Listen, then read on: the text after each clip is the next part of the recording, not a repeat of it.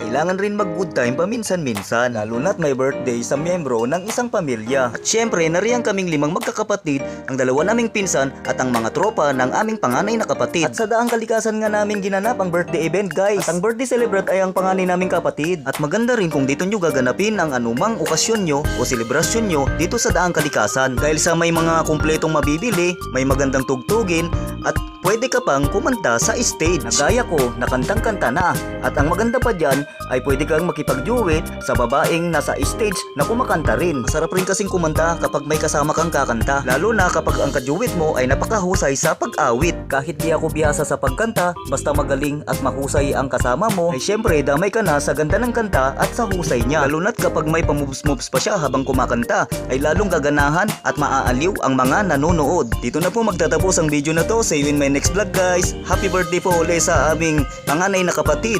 Bye!